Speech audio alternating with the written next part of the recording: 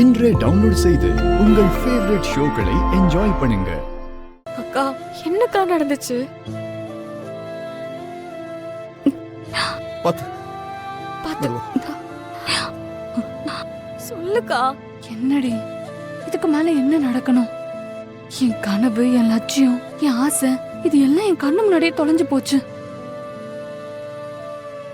என்ன நடந்ததுன்னு கொஞ்சம் புரியுற மாதிரி சொல்லுக்கா. ஒரு வருஷமா நான் பிளேஸ்மெண்ட்டுக்கு ப்ரிப்பேர் பண்ணிட்டு இருந்தேன்னு உனக்கு தெரியும்ல?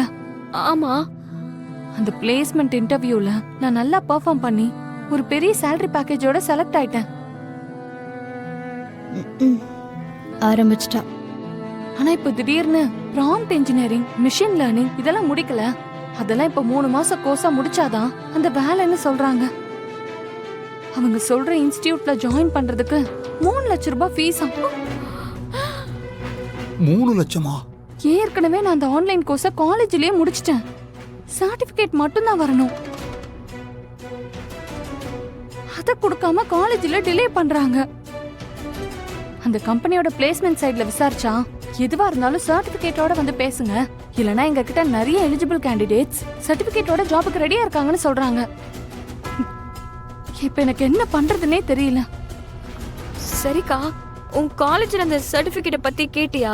அவங்க என்ன சொல்றாங்க? காலேஜ்ல இத பத்தி கேட்டா சர்டிபிகேட் வரதுக்கு இன்னும் 2 வாரம் ஆகும்னு சொல்றாங்க. அதுக்குள்ள இந்த பிளேஸ்மெண்ட்டே க்ளோஸ் ஆயிடும். அந்த கோவத்துல தான் மேனேஜ்மெண்ட்ட பத்தி யூனிவர்சிட்டிக்கு நான் ஒரு கம்ப்ளைண்ட் மெயில் அனுப்புனேன். அது காலேஜுக்கு எப்படியோ தெரிய வந்து, நீ எப்படி காலேஜ் பத்தி யூனிவர்சிட்டியில கம்ப்ளைண்ட் பண்ணலாம்? உன்னோட ஃபைனல் இயர் இன்டர்னல் மார்க்ஸ் எங்க கையில தான் இருக்குன்னு சொல்லி மிரட்டுறாங்க. நான் சர்டிபிகேட் வரலனா கம்ப்ளைண்ட்டை வாபஸ் வாங்க மாட்டேன்னு ஸ்ட்ராங்கா சொல்லிட்டேன். அதான் உங்ககிட்ட பேசி கம்ப்ளைண்ட்டை வாபஸ் வாங்க வைக்கிறதுக்கு உங்களை காலேஜுக்கு கூப்பிட்டுருப்பாங்கன்னு நினைக்கிறேன். என்ன ஆனாலும் சரி, நான் அந்த கம்ப்ளைண்ட்டை வாபஸ் வாங்க போறது இல்ல. ஒரு சர்டிபிகேட் தானம்மா, அதுக்காகவே இப்படி கையை அறுத்துக்குவேன்? எங்களை பத்தி கொஞ்சம் யோசிச்சு பாத்தியம்மா? அது சாதாரண சர்டிபிகேட் இல்லப்பா.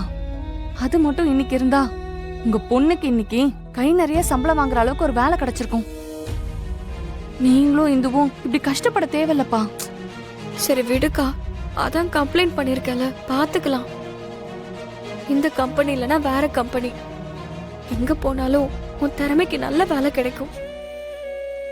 இனிமே இந்த மாதிரி முட்டாள்தனமா எதுவும் பண்ணாதக்கா. நானும் அப்பாவும் எவ்வளவு பதறி போயிட்டேன்னு தெரியுமா? என்னால இது அவ்வளவு சீக்கிரம் கடந்து போக முடியலடி.